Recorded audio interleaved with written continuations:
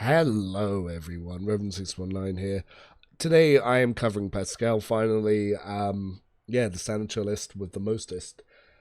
So, this guy is probably the living embodiment of all memes. He starts off with heavy armor proficiency even though he doesn't have the strength for it, and because on normal and daring difficulty he just tanks through the entire game. People, they create all sorts of memes about him. Now, I find that I actually prefer to play him as an Arc Militant. However, this tutorial is going to be going for the Vanguard route because it is the community's baby for him. The strongest part about him isn't his fact that he starts with heavy armor without the strength requirement. It's the fact that he starts with Icon Class 2, so he can use the Malplane Shroud. The entire build could literally just be me saying, get this done.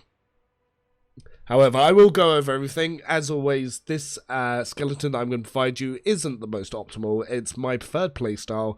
It's how I like to build it. And if you want to use it as a skeleton, to look at the spreadsheet, which is linked below, that shows what I do at each level, you can literally just change things as and when you feel like it. I've adjusted the layout to make it much easier to follow.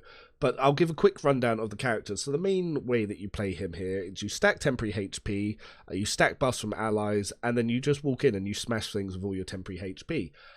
One of the really useful items you can get, but it's not till Act 4, so you use a Vanguard ability before you get it, is the auto-striking power sword. There are boots that can allow you to do the same thing, which is basically when you parry, you counter-attack. You can use the fencing boots that you get in Act 3 before then, you can use this in Act 4, or just from Act 2 you can use the ability. Once you have the sword, you can swap over to the bruiser's boots, so your area attacks, like your taunting scream, forces your enemies to attack you, which you can then parry and hit them. Other items I use, so I've thrown the augmented gloves. Some people will say use the heavy lifters, but it gives him the strength weapon skill that I actually find quite useful. One of the best items for this is Peculiar Trinket. At the start of his turn, he gets 36 temporary wounds. The actual formula behind this, if we have a little look at it, is actually 2 times equipped armor deflection. I can get his armor deflection above 60 with some buffs because this bad boy. So so the Tempest Elite Carapace, what it does is it adds Cruise divided by 10 to deflection. You can buff Cruise by buffing his toughness. So as he gets toughness buffs from allies, this goes up, his deflection goes up. One of the things I like to use is Tactical Genius. Whenever he successfully dodges or parries, you gain momentum. Your dodge will, with bust, be going above 120%. Armor will be going through the roof. Deflection will be going through the roof, so you're going to do a lot.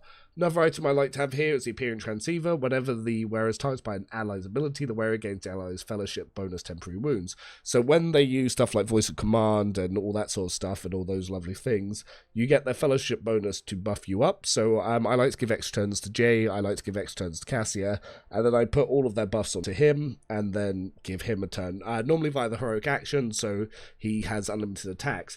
Now, the one problem that you tend to have is unlike Arc Militant, they can keep moving after they attack because of Reckless Rush and All Out, which he can't. You can sort of circumnavigate this by going into Rigorous Training and Breakthrough, so you can just dash through the enemies to keep all your movement, but the second you do a normal attack, you lose your movement, so you can only really hit everyone once, unless you build up enough momentum to use Daring Breach. Once you have that, then you can swap over to actually start using your AP. It's a little bit better for Arc Militant because Arc Militant completely refreshes, so normally you can go in, Reckless Rush, hit everything, use all your MP, use all AP, then you Daring Breach and you refresh it all. Unfortunately, with Abelard, you kind of need to waste that extra AP because Vanguard just isn't as mobile. It's quite simply as put as that.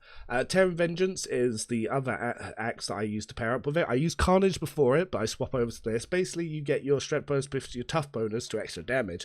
So both of those are going to get buffed by allies. They do go through the roof. So his in-combat stat's much higher, so this does a lot. And secondary is just Piety's Charge, just big two-handed hammer. If you find better weapons in the DLC, because I'm not going to cover DLC weapons or items, do put them over. But that's sort of the introduction to this, so now we're actually going to go through and I'm going to start showing the early game, mid game, end game, and sort of explain what you want to be aiming for gear rather than telling you what you need, because again, DLC might have some better stuff. It's really what you have access to, and the way I've designed the builds is they're not gear dependent, gear just makes them better.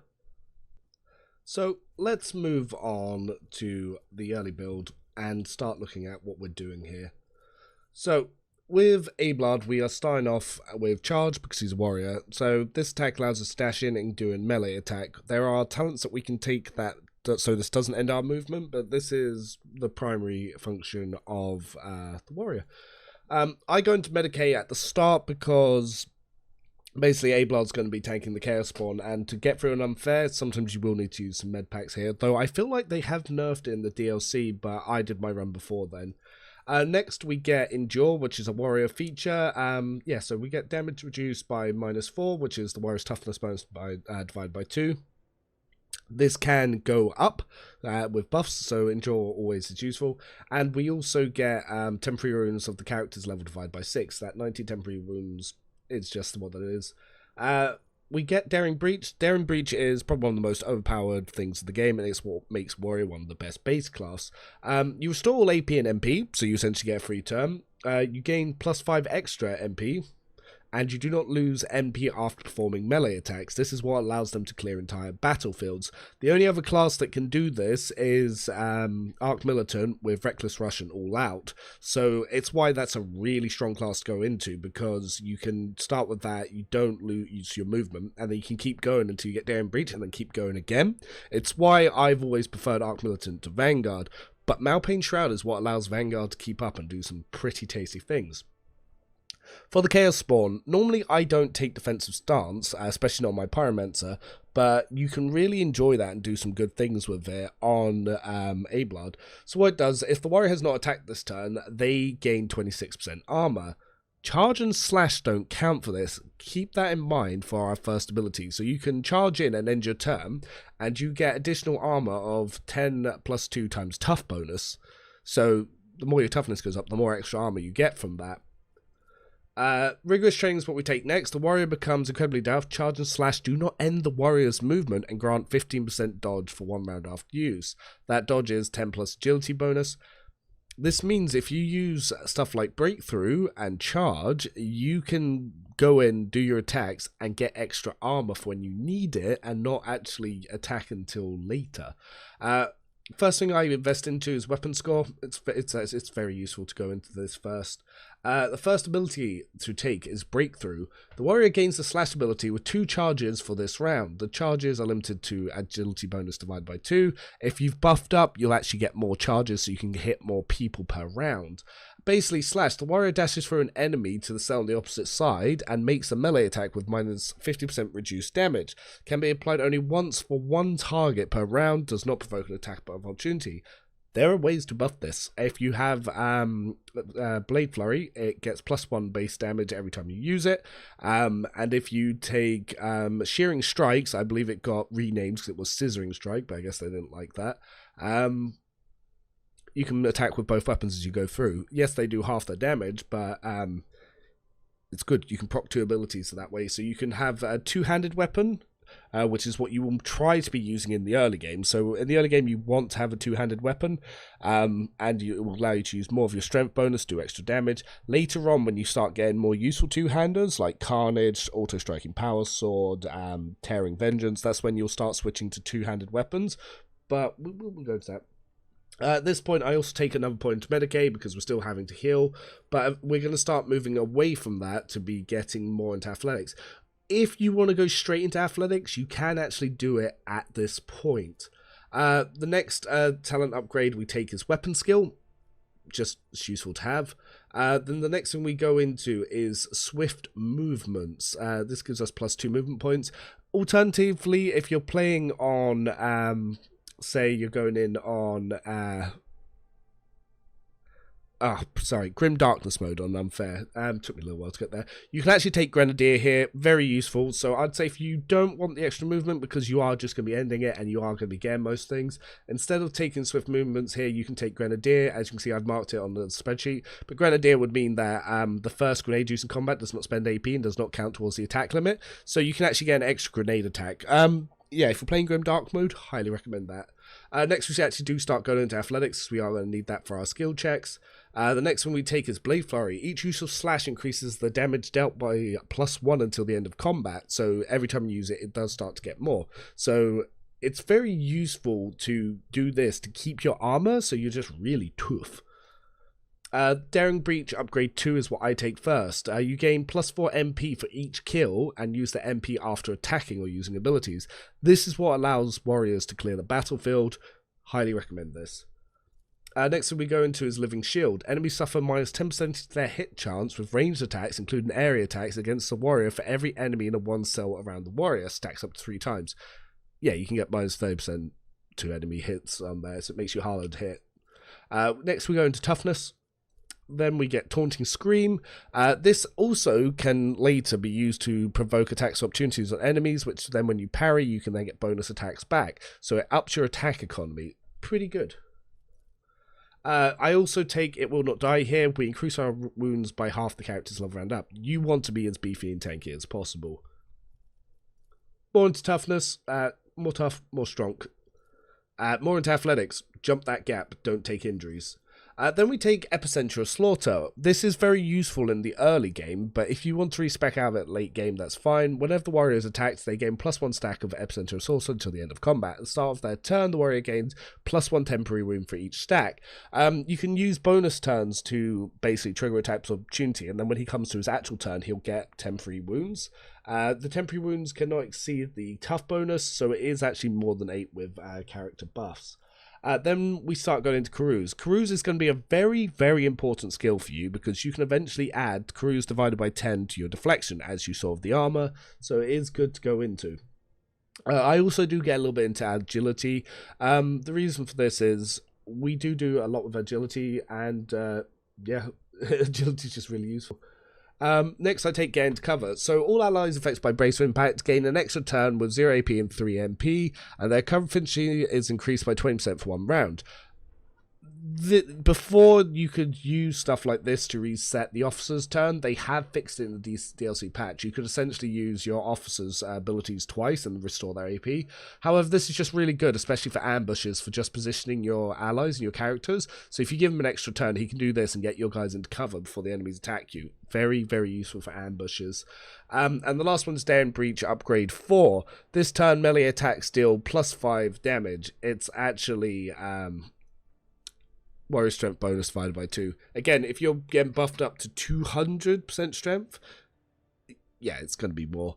But this is going to be sort of your early game. At this point, you're going to just be wanting to choose whatever the best heavy armor is that you can find, whatever the best chainsword is that you can find, and eventually, if you do enough side content in Act 1, you will be able to get a good two-hander, and that's what you're going to be wanting to use. Swords have better parry, so I tend to use that until later when my parry's higher. Abelard is going to be pretty key to fighting Aurora, because you're going to want him to dash in and just keep in front of Aurora, taking the hits, trying to Taunting Scream him.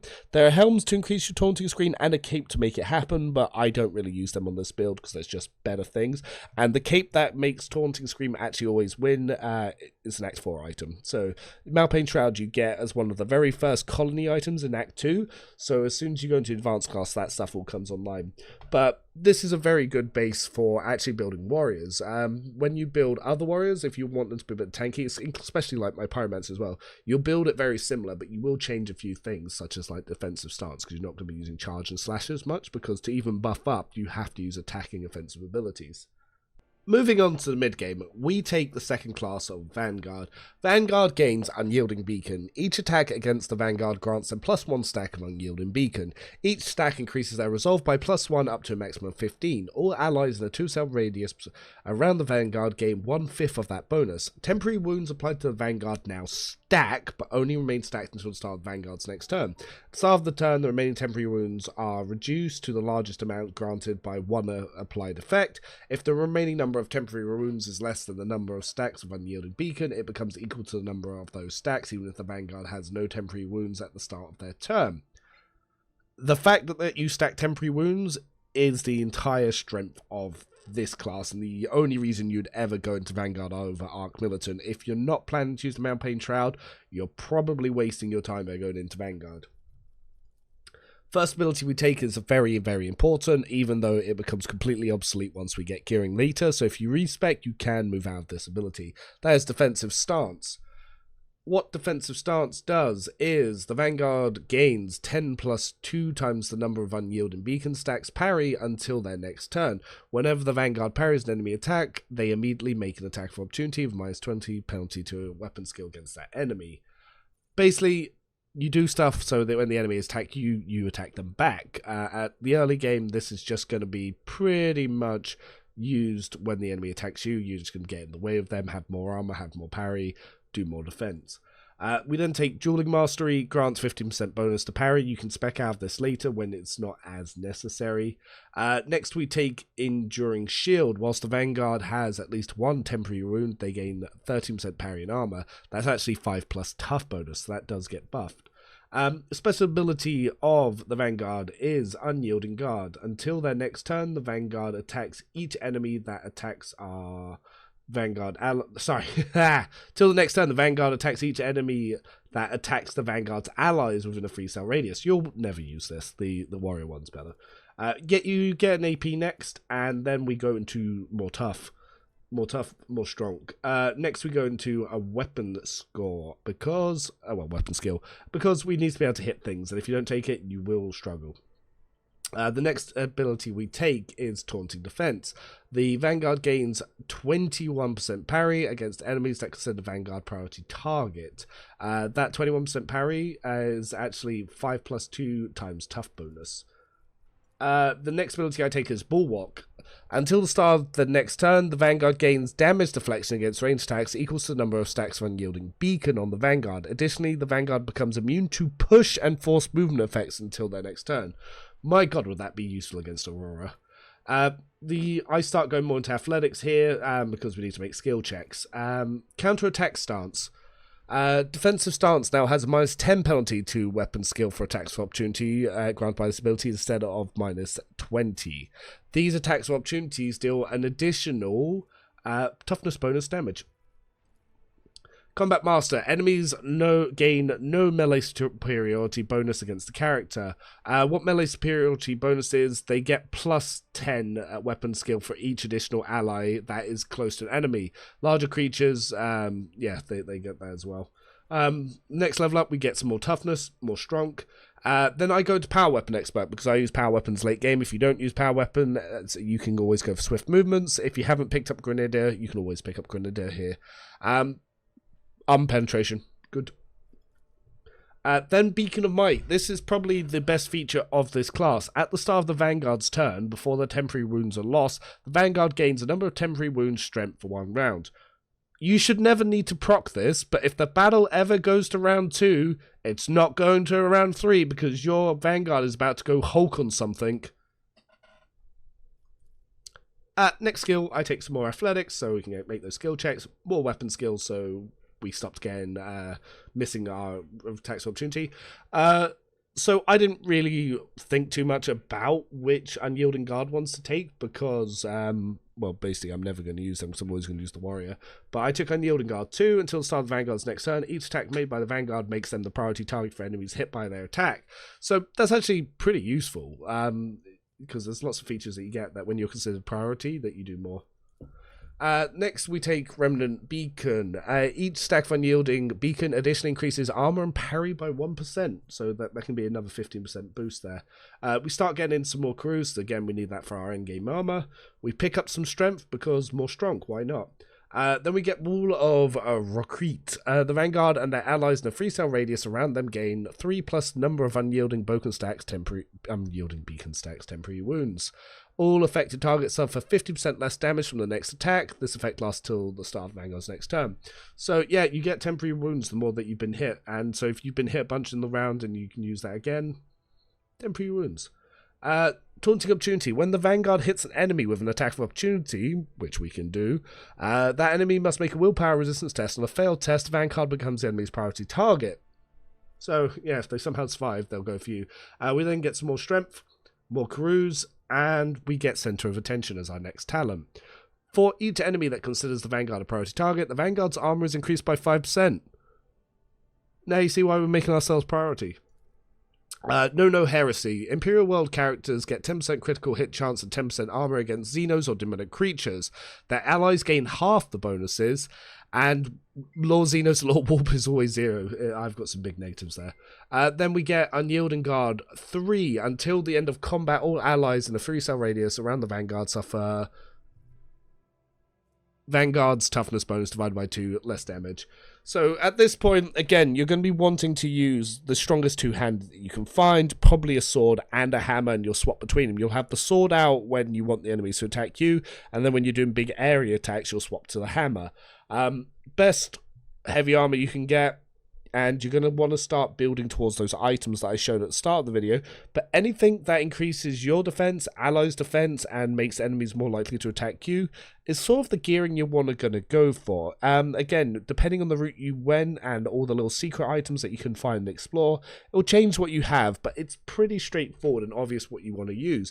You'll find some boots that will boost your unyielding beacon bonuses at the start, and then you'll start seeing some stuff like one of the really good ones is ones that makes your charge only cost 1 AP instead of 2, and then you'll naturally see gear progression as you go through.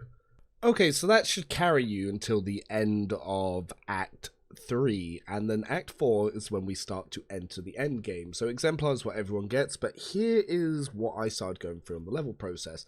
So the first one we get is Eager for Battle, because Vanguard requires a lot of AP usage to set up, and if you're not getting the heroic actions for that to be free, you do need the additional AP. So you get plus 2 AP. I also take Crowd Kill. Area attacks deal 1 plus strength divided by 2 damage for each enemy in the area of effect. That's actually really big, especially for your hammer. If you're surrounded by enemies, that's a huge buff. More athletics, so we can get through those skill checks. We then get Resilient Beacon. Critical hits deal it says 31% less damage to the Vanguard, but it's actually 15 plus 2 times strength tough bonus. Next, we get more toughness because we want to be as strong as possible. Now, I've taken Nimble here, but again, depending on what you've taken earlier, Swift Movements, Grenadier, also available. So this just gives a little bit of extra dodge. They finally fixed heavy armor, so it actually does reduce your dodge by 50%, where it was only doing it was only 75% of your potential.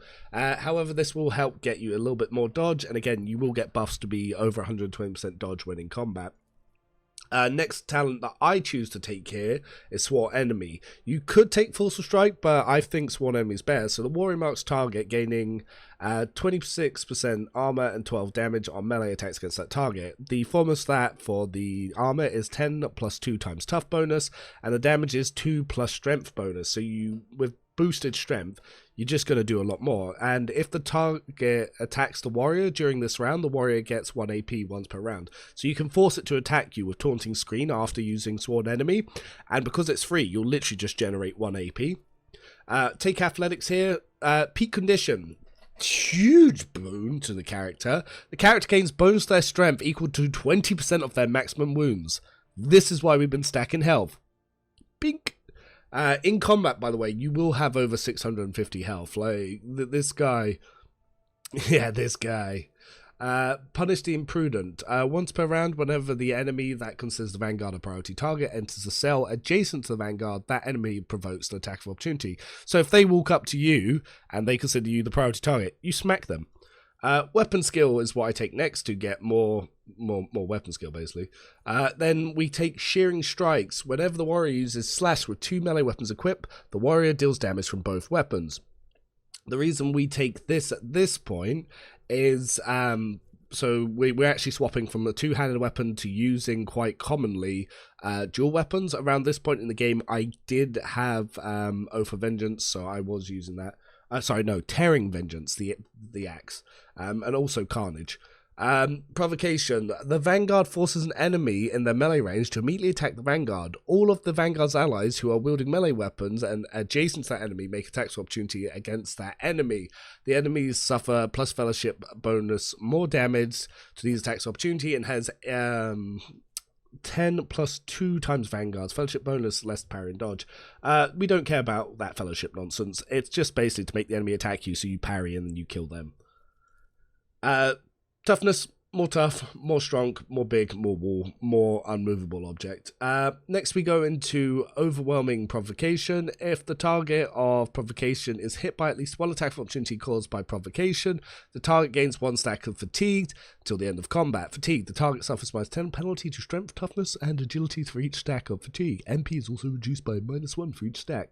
That's a lot of information for they're probably going to be dead anyway. I do actually take a character training into perception here.